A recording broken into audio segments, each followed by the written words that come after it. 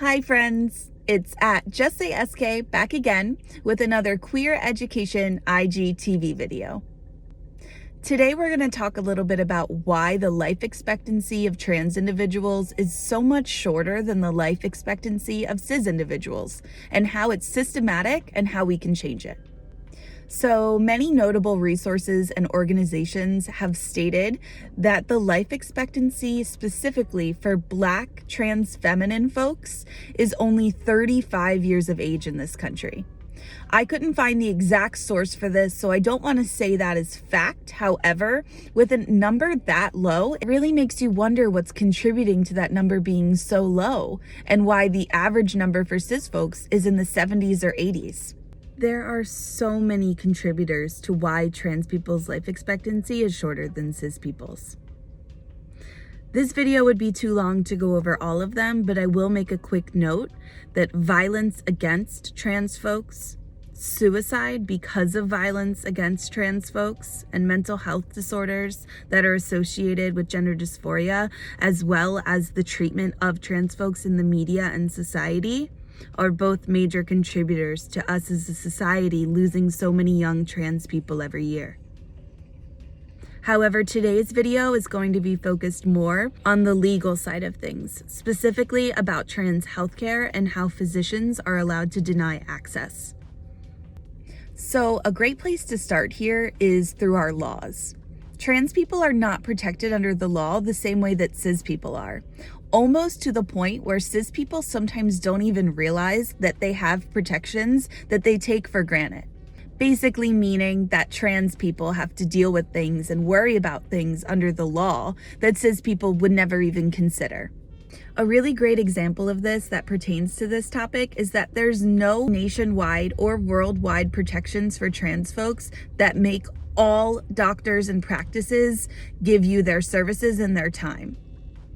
Basically, what that means is that if a doctor says that their religion does not allow them to touch or help a transgender individual, that they can deny access to that individual. When I've spoken about this before and educated family members and people who are strangers who opposed my ideas on this, often I hear back, well, then just go to a different doctor. Keep trying until you find a doctor who will take care of you. While trans folks shouldn't have to put in extra work just to be seen by a doctor, there's also extra hurdles that some trans folks literally can't get over in order to see multiple different doctors.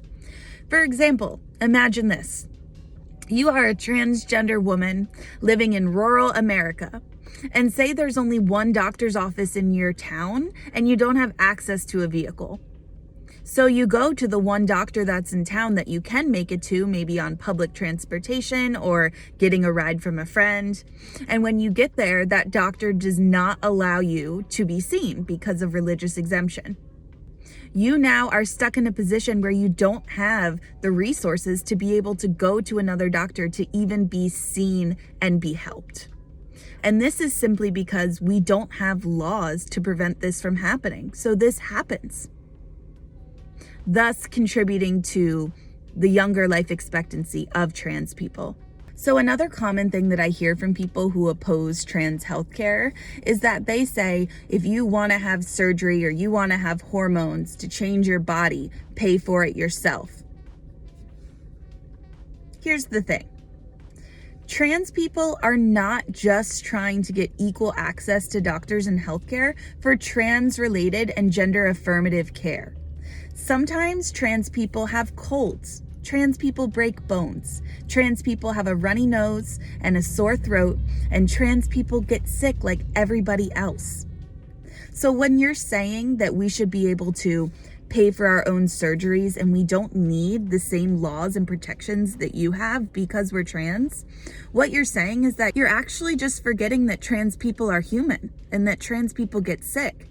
And that's just as important to go see a doctor when you're feeling sick as when you need to have top surgery or bottom surgery.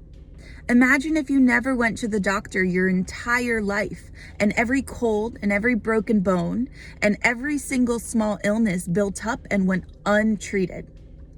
Don't you think that would affect your life expectancy? And then another layer goes on top of that. Imagine you're a trans person who's been lucky enough to have doctors accept them their whole life and never have a problem being seen or given care.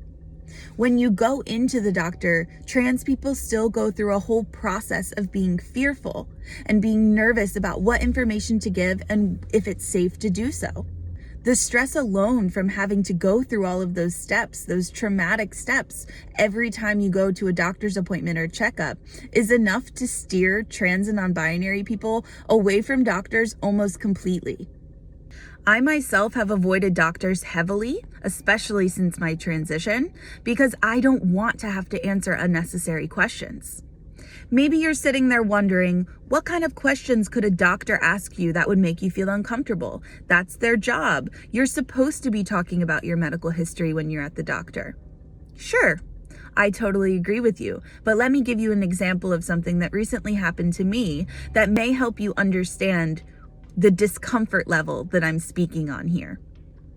So I go into the eye doctor, right? I only went because I needed to make an appointment, a checkup, even though my prescription has not changed in years, so that I could order more contacts.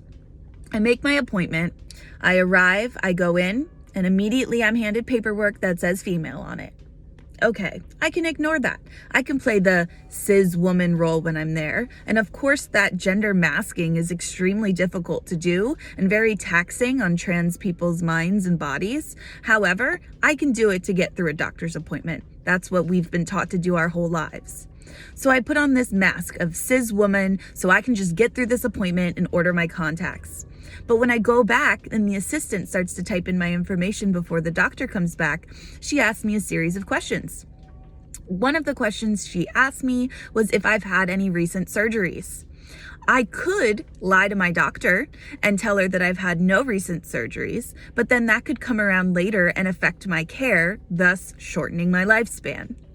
So I'm put in the position to decide, should I lie to my doctor and tell her that I've had no recent surgeries so that I can feel safe and protected and for sure that she's going to offer me care? Or should I be honest and tell her that I've had top surgery and just deal with whatever the repercussions of that are? It could be unwanted questions. It could be a bigoted mindset. My care from them could be affected by them not agreeing with who I am or how I live. Or I could just downright be told to leave. So now I have this heavy decision on my shoulders to lie and risk my care later on, or to tell the truth and possibly be denied access and care. So I decided to tell my doctor in this instance the truth, and I told her that I had recently had a double mastectomy. And the first thing this doctor said to me was, "Oh my God, I'm so sorry." And how am I supposed to react to someone who felt so sorry that they assumed I lost something because of the highly prized feminine body in this society? When really I waited 23 years to do this surgery, and I was so thrilled that I had it done, and then somebody could just knock it down in 3 words. I'm so sorry. After that, I had to explain a little bit about why I had top surgery, and I was met with the reaction of, "Oh, well, you could have just had a reduction." The thing is, doctors are people just like we are, and their profession doesn't always mean that they're open-minded and inclusive. It also shows that there's not enough training in trans affirmative care provided to physicians and doctors. And even if you're an eye doctor or a dentist, you still should be able to treat all patients the same way and be able to provide care the best way that you can because you took an oath to do that. So that's just one specific story from one specific non-binary person, but I hear it all of the time. Trans and non-binary people are educating their physicians on how to take care of them, and they're doing it while in constant fear that they won't be provided care, the care that they deserve and the care that they need to stay alive. So with all of this being said and an example being given, it might make a little more sense now why life expectancy is shorter for trans people. But what can we do about it? If we want to change the way that healthcare for trans folks is unfolding in our country, I think it's really important that we start in our communities. While it's idealistic that policy comes from the top down and there's systematic changes made and laws written to protect trans folks, it doesn't always happen this way, and it definitely doesn't happen this way fast enough to protect the trans and non-binary folks who are struggling with these things now, today. The trans and non-binary folks who are dying young because they don't have laws to protect them and to give them the healthcare that they deserve. So what we really need to be doing is banding together as a community of allies and trans folks who are able to communicate with doctors and physicians on what we need and how we need to be cared for. We need doctors who are willing to do extra training, specifically for trans affirmative care, even though it may not be required for them. We need nurses and assistants who are willing to step up and also do trans affirmative care training. You'll often see trans and non-binary people online fundraising for surgeries and or other medical related issues. Mutual aid is super helpful in the trans community and all minority communities at that. If you are someone who has a couple extra dollars in your pocket and you're able to help donate to a medical fund for a trans or non-binary individual, it would be extremely helpful for not only their journey, but the journeys at large for these non-binary and trans people. If we don't have laws right now that protect trans folks and help them get the care that they deserve, whether they have a runny nose, a broken bone, or they need medically necessary gender affirmative care, then what we need to do is band together as a community with mutual aid, advocacy, and education in mind to help our trans friends survive and thrive.